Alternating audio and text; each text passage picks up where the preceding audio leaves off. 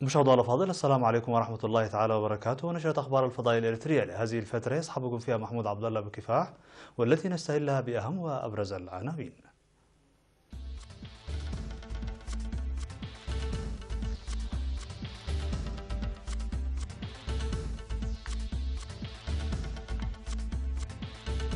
توسيع انتشار المواقد الخالية من الدخان في البلاد. سكان منطقة عدبيان يقومون بصيانة الطريق المؤدي إلى قريتهم. جهود شعبية فعالة لإصحاح البيئة. قتلى في هجوم انتحاري بالعاصمة الأفغانية كابول.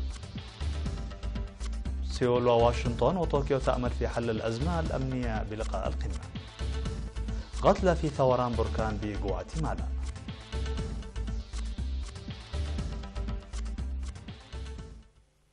مرحبا بكم. العناوين إلى التفاصيل. أفادت وزارة الزراعة بأن أكثر من 160 ألف أسرة في البلاد تستخدم مواقد أدحنت الخالية من الدخان والمعروفة بقلة استهلاكها لحطب الوقود، وذلك في إطار الجهود الجارية لإنجاح برامج حماية الثروة القابية.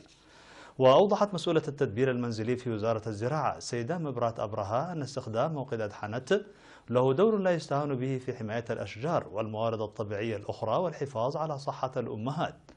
وأشارت إلى التركيز على نشر مواقد أدحنت في المناطق ذات الكثافة السكانية، حيث تقوم وزارة الزراعة بتنظيم دورات تدريبية لصيانتها بسهولة.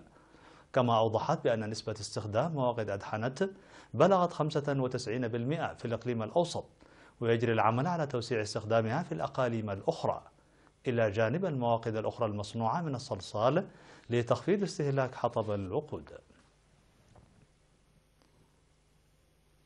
غام سكان عدبيان في مديرية عرزة بصيانة طريق يؤدي إلى منطقتهم بطول 6 كيلومترات وبناء نصب تذكاري جديد لمقبرة الشهداء بطول 6 أمتار، وذلك بالتعاون مع شركة بالدهو للمنشآت العامة.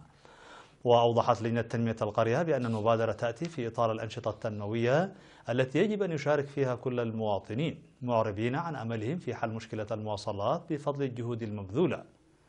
بدورها قالت مديرة بلدة عرزة السيدة ملئتي سقاي بأن المبادرة التي قام بها سكان منطقة بيان تعتبر نموذج جيد للمناطق الأخرى، معربة عن أمنياتها الكبيرة في اتخاذ مبادرات مماثلة. من جانبه ناشد مدير مديرية عرزة السيد رؤسوم كفل مريم بضرورة متابعة الطريق الذي تم صيانته من أجل تقديم خدمات جيدة وفعالة لفترة طويلة، مؤكدا جاهزية إدارته لتقديم كل ما يطلب منها. هذا وتبعد منطقة عد بياني حوالي 8 كيلومترات إلى الجنوب الشرقي من بلدة عرزة، ويقطنها حوالي 1200 مواطن يزاولون حرفة الزراعة.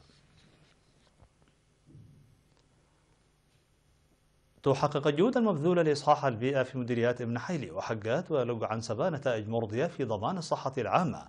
وأوضح سكان ابن حيلي في الاجتماع الذي عقدوه الحملات التعبوية والخطوات العملية التي اتخذت على مستوى القرى لإصحاح البيئة والحد من الأمراض الناتجة عن انعدام النظافة، مما نتج عنها انخفاض كبير في نسبة الأمراض المعدية. وفي الاجتماع الذي عقد في قرى جولميت ودنبي عدت أجاي ودنبي عدت سبو ودنبي زراتين بمديرية حقات، أشاد مسؤول الصحة البيئية السيد برهان جبر كدان بأنشطة إصحاح البيئة التي قامت بها القرى. وفي ذات السياق حققت حملات نظافة البيئة التي قام بها سكان 13 ضاحية في مديرية لقو عنسبة دورا كبيرا في الحد من الأمراض وخاصة مرض الملاريا.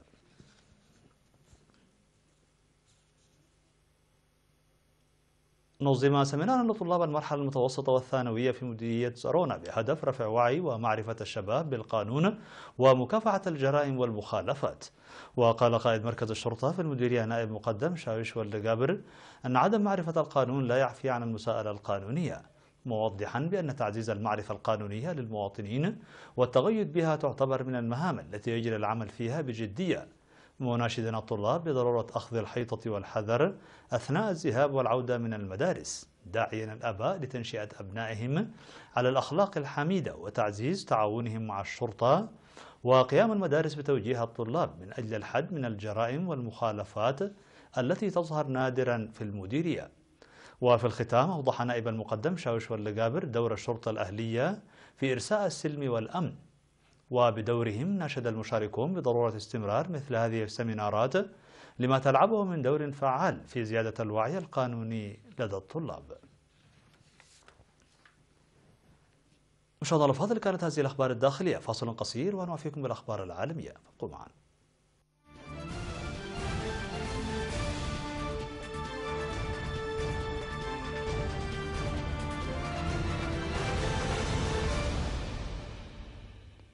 على الصعيد العالمي، قال مسؤولون أمنيون أن انتحاريا فجر عبوة ناسفة غرب رجال دين مسلمين أثناء مغادرتهم خيمة كبيرة في غرب العاصمة الأفغانية كابول، حيث تجمع لشجب الإرهاب والدعوة للسلام.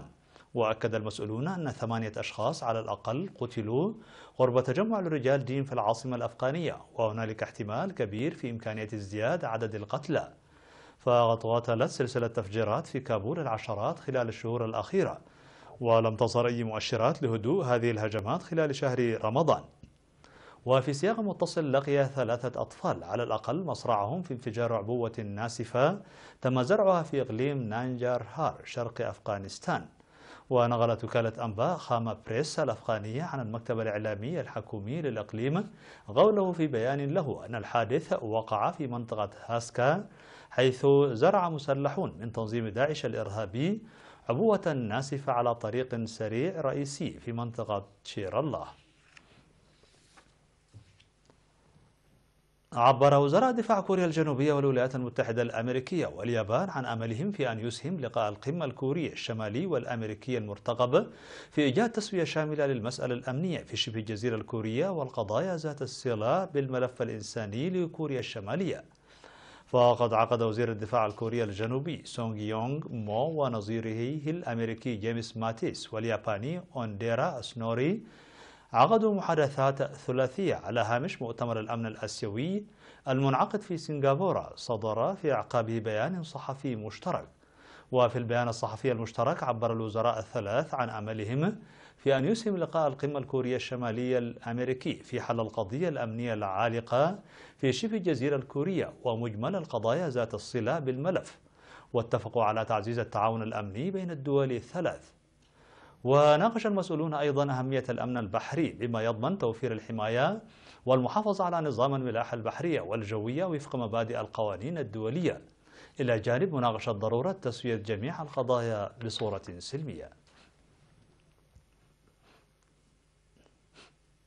قتل 25 شخصا على الأقل وجرح 20 جراء ثوران بركان فيوغو الشديد النشاط في غواتيمالا، كما استدعي ذلك إجلاء 2000 شخص عن موقع البركان وفق ما أعلنت عنه هيئة الحماية المدنية. وقد أدى الرماد الذي نتج عن البركان البالغ ارتفاعه 3763 مترا والواقع على بعد 35 كيلومترا من العاصمة غواتيمالا أدى إلى إغلاق المطار الدولي. وفي وقت سابق، قال ديفيد دي ليون المتحدث باسم المنسقية الوطنية لإدارة الكوارث أن 6 أشخاص قتلوا بسبب تدفقات الحمم البركانية الحارقة في منطقتين واقعتين في جنوب بركان فيوغو، إلا أن حصيلة القتلى ارتفعت لاحقا إلى 25 قتيلا على الأقل.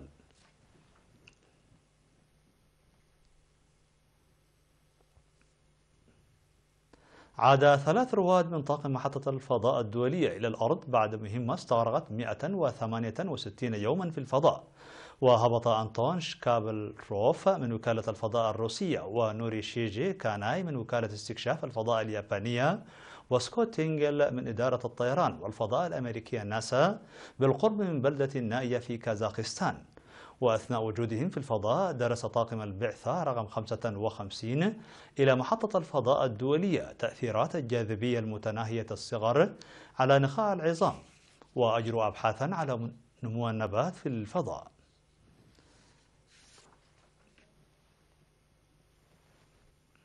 مشاهدينا الفاضل، بهذا نكون قد وصلنا بكم إلى نهاية النشرة، وحتى جيد اللغة تقبلوا تحياتي وتحيات الفريق العامل.